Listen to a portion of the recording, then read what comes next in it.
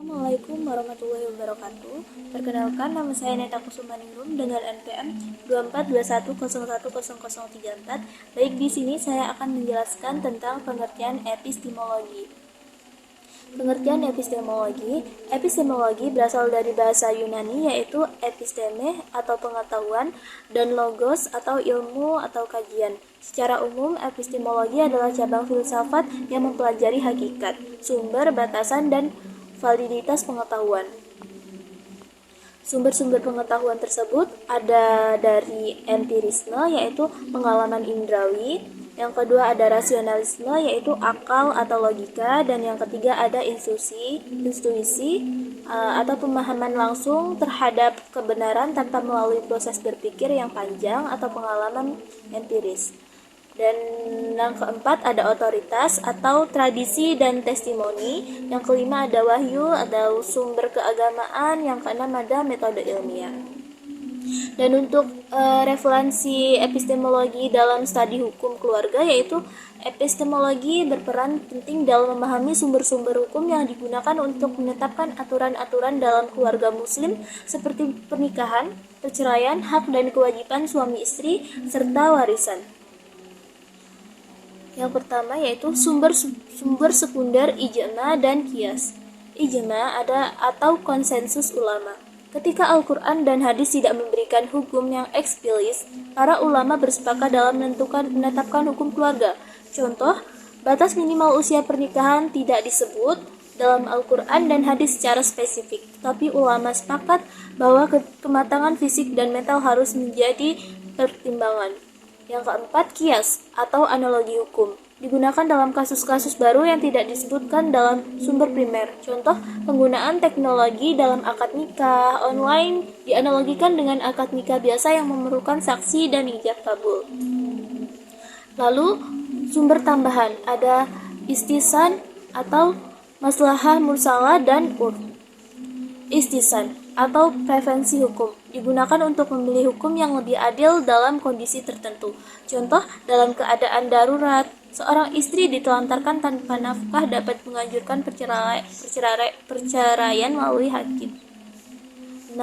Maslahah mursalah atau kemanfaatan umum. Hukum yang ditetapkan berdasarkan kepentingan umum meskipun tidak ada dalil langsung. Contoh, pembatasan jumlah istri dalam undang-undang negara untuk menjaga keadilan. Yang selanjutnya, urf, kebiasaan masyarakat. Kebiasaan yang tidak bertentangan dengan syariat dapat dijadikan sebagai dasar hukum. Contoh, mahar dalam pernikahan berbeda-beda tergantung budaya, selama tidak melanggar prinsip Islam. Ada beberapa pendekatan utama dalam menafsirkan hukum keluarga Islam, yaitu yang pertama yaitu pendekatan tekstual atau bayani. Pendekatan ini melibatkan pada teks-teks primer seperti Al-Quran dan hadis sebagai sumber utama hukum keluarga.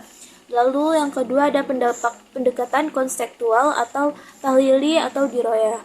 Pendekatan ini tidak hanya melihat teks secara literal, tapi juga mempertimbangkan latar belakang sejarah, sosial, dan budaya saat ayat atau hadis tersebut diturunkan.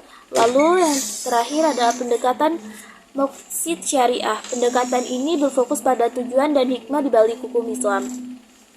Para ulama seperti Al-Ghazali, Al-Sabiti menekankan bahwa hukum Islam bertujuan untuk menjaga 5 hal utama, yaitu agama, jiwa, akal, keturunan, dan harta. Lalu, perbedaan mazhab dalam hukum keluarga Islam dan referensinya, ada perbedaan dalam menilai dan memilih hadis, lalu ada perbedaan dalam pendekatan usul fikih, lalu konsep maksahid atau syariat ijtihad. Nah, selanjutnya ada dinamika hukum dalam studi hukum keluarga Islam. Pendekatan muqasyahid syariah, tujuan syariah menjadi salah satu metode epistemologis dalam memahami hukum keluarga yang lebih fleksibel. Lalu fatwa dan ijtihad dalam perubahan sosial. Fatwa dan ijtihad memainkan peran penting dalam dinamika hukum keluarga.